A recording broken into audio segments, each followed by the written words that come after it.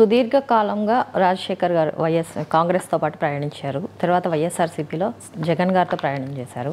ఇంత సుదీర్ఘకాల ప్రయాణం చేసిన తర్వాత మీరు రీసెంట్గా వైసీపీని వీడారు. దీనికి గల కారణాలేంటి? పెద్ద కారణాలే ఉన్నాయి. దీన్ని ఏదో సున్నితమైనటువంటి విషయాలకి నేను చెల్లించే మనిషిని కాదు. చిన్న చిన్న విషయాలు నేను పట్టించుకున్నాను అసలు. ఎందుకంటే రాజకీయంగా ఎన్నో ఒడుగుడుగులు చూసాం, ఎన్నో కష్టాలు చూసాము. పీక్గా మనం ఎంత రాజకీయం చేయొచ్చో చూసినటువంటి కుటుంబం మాది. ఇక్కడ వైఎస్ఆర్సీపీలో పరిస్థితులు చాలా విభిన్నంగా ఉన్నాయి. మేము కాంగ్రెస్ పార్టీలో ఉన్నప్పుడు కానివ్వండి, తద్వారా మేము చూసిన సాంప్రదాయ రాజకీయానికి ఇక్కడి రాజకీయాలకి చాలా వినూత్నంగా ఉన్నాయి. ఆ రోజు కాంగ్రెస్ రాజకీయాల్లో కులానికి పెద్ద గుర్తింపు ఉండేది కాదు, నాయకత్వానికి గుర్తింపు ఉండేది. నాయకత్వ లక్షణాలు ఉండి 10 మందిని ఆకట్టుకొని ఎలక్షన్ చేసి చేయగలనే వాళ్ళకి టికెట్లు ఇచ్చేవాళ్ళు. ఇక్కడ పరిస్థితి, ఈ పార్టీలో ఉన్నటువంటి పరిస్థితి, ఒక కులానికే ఆదరణ ఎక్కువగా ఇస్తూ మిగతా కులాలు కూడా ఉండాలి కాబట్టి ఉంచుకోవటం, వాళ్ళకి ఎటువంటి పదవులు ఇచ్చినా కానీ లేకపోతే ఇవ్వకుండా ఉంచటం కానీ, వాళ్ళకి నచ్చిన వాళ్ళకి పెద్దపీట, వాళ్ళ ఆధిపత్యాన్ని ప్రశ్నించే వాళ్ళకి చిన్నపీట. ఇది పరిస్థితి కొనసాగుతూ ఉంది. దీన్ని నాకు ఆ ఎగ్జంప్షన్ ఉంటుందని నేను ఆశించాను. ఎందుకంటే జగన్మోహన్ రెడ్డి గారు ఎప్పుడు అడిగినా తప్పనిసరిగా మీకు సముచిత స్థానం కల్పిస్తానని చెప్తూనే వచ్చారు, మేము కూడా నమ్ముతూనే వచ్చాం. కానీ రోజు రోజుకి ఇక్కడ గుంటూరు పట్టణంలో కానీ, గుంటూరు పార్లమెంట్లో కానీ, ఉమ్మడి గుంటూరు జిల్లాలో కానీ పరిస్థితులు ఎలా మారుతూ వచ్చాయంటే, ఒక వ్యక్తికి లేదా ఒక వర్గానికి మాత్రమే పవర్ ఇచ్చారు. వారు చెప్పిందే చెల్లుతుంది, వారి మాటే పార్టీలో శాసనం అవుతుంది. అది కూడా మేము గమనిస్తూ వచ్చాం. అయినా సరే, మనకు ఒక అవకాశం ఇవ్వకపోతారా, మనం కూడా లైమ్లైట్లోకి రాకపోతామా, మనల్ని అంత ఇదిగా ఖాళీగా కూర్చోబెడతారా, ఇంత రాజకీయ చరిత్ర ఉన్నటువంటి మమ్మల్ని కంపల్సరీగా పార్టీ, మా బలం తెలిసిన పార్టీ. ఎందుకంటే కాంగ్రెస్ పార్టీ నుంచి వచ్చాము, కాంగ్రెస్ పార్టీలో మా బలం ఏంటో జగన్మోహన్ రెడ్డి గారికి తెలుసు. ఈ రోజున వైసీపీలో ఉన్న వాళ్ళు కూడా మెజారిటీ పీపుల్ కాంగ్రెస్ పార్టీ నుంచి వచ్చినటువంటి నాయకులు, అందరికీ తెలుసు. మేము సుపరిచితులు. మేము కొత్తగా ఎవరి ఇంటికి వెళ్ళి తలుపు కొట్టి నా పేరు తాడిశెట్టి మురళీమోహన్ అని, మా అన్నయ్య గారి పేరు తాడిశెట్టి వెంకట్రావు గారు అని చెప్పుకోవాల్సిన ఆవశ్యకత అవసరం లేదు. ప్రతి ఒక్కళ్ళు తెలిసిన మనుషులే, పార్టీలో సుదీర్ఘంగా పనిచేస్తున్నాం కాబట్టి. సో ఎవరో ఎక్కడో చాట మనకి బలాన్ని గుర్తించి మనకి ఏదో ఒకటి సముచిత స్థానం ఇస్తారని నేను నమ్ముతూ వచ్చాను. రోజు రోజుకి ఈ పెత్తందారితనం ఈ ఉమ్మడి జిల్లాలో కానివ్వండి, పార్లమెంట్లో కానివ్వండి, గుంటూరు పట్టణంలో కానీ పెరుగుతూ వస్తుంది. మేము సహిస్తూ వచ్చాం. అవమానాలు గురి చేసే పరిస్థితి కూడా కల్పించారు. దాన్ని కూడా చూసి చూడనట్టుకుండా తట్టుకొని వచ్చాం. ఎక్కడో చోట నాకు జగన్ గారు ఆదరిస్తారని ఆశతో ఉన్నాను నేను. ఎందుకంటే ఆయన ఉన్నప్పుడు ఆయన చూపించే ఆప్యాయంగా మాట్లాడే మాటలు, ఆయన చూపించే ఒక అభిమానంలాగా కానీ ఏదో నమ్మకాన్ని కలిగిస్తూ వచ్చింది. ఇక్కడేమో పరిస్థితులు వేరుగా ఉన్నాయి. కనీసం ఒక మంచి ప్రోగ్రాం జరుగుతుంటే, ఒక బీసీ కులాలకు చెందినటువంటి మమ్మల్ని, లేదా అన్ని కులాల బలం ఉన్న నాయకుడిగా కూడా గుర్తించి నన్ను కొన్ని ప్రోగ్రాంకి ఆహ్వానం కూడా అందని పరిస్థితి.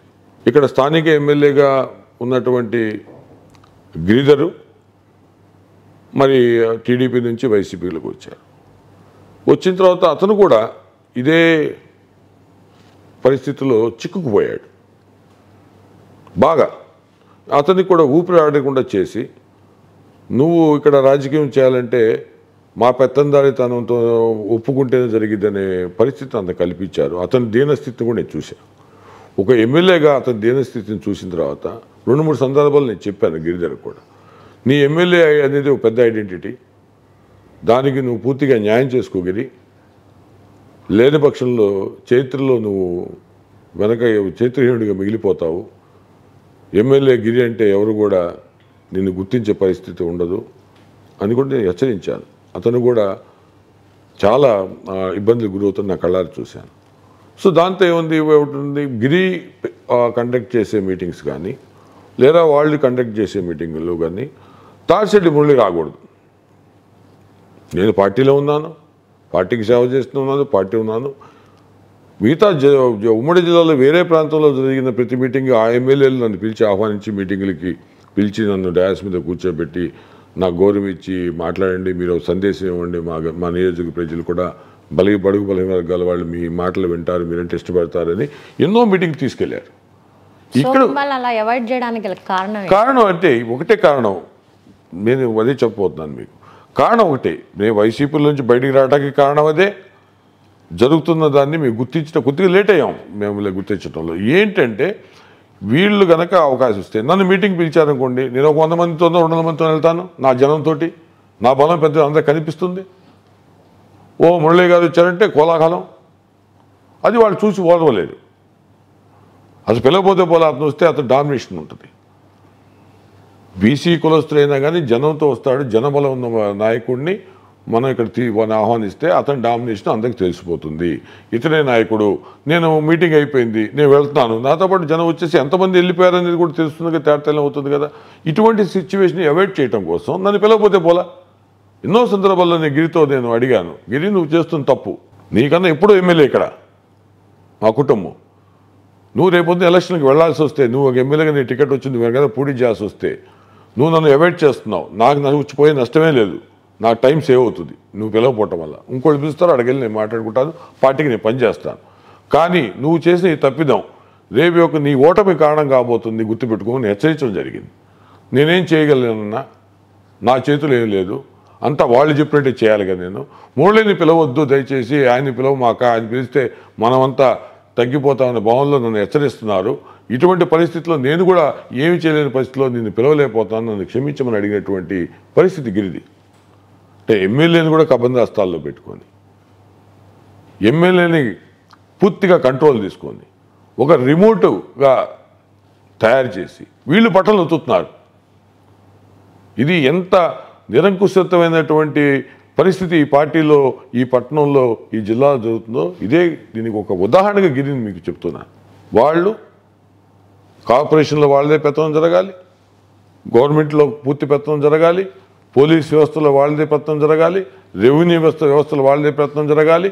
మా దగ్గరికి ఎవరన్నా పనుల కోసం వస్తే వాళ్ళ పనులు అక్కడ జరగవు, వాళ్ళు చెప్తే చేస్తామంటారు. మేము పార్టీలో లేవు, మేము జడ్జిని అడుగుతున్నాం కదా. సో ఇటువంటి హ్యూమిలేషన్, అవమానకర పరిస్థితులు. వాళ్ళు కదండి చెప్పాలి, మురళి గారు మీరు ఒక్కసారి వాళ్ళతో చెప్పిస్తారా అని ఒక ఆఫీసర్ నన్ను అడుగుతుంటే, ఒక జెన్యూన్ రీజన్గా ఒక వ్యక్తికి కావాల్సినటువంటి న్యాయపరంగా జరగాల్సిన ఒక పనిని, ధర్మంగా జరగాల్సిన పనిని ఓ తాడిశెట్టి మురళి ఫోన్ చేస్తే సార్ ఒక్క మాట అది కూడా చెప్పిస్తారంటుంటే ఏమనాలి? మేము చెప్పించే ప్రసక్తి లేదు. నువ్వు చేస్తావా చేయవా, చేయనంటే చెప్పు, దానికి మేము తీసుకోవాల్సినటువంటి దారిలో మేము వెళ్ళి ఆ పని చేసుకోగలమని చెప్తే ఆఫీసర్ చేస్తున్నటువంటి పరిస్థితి.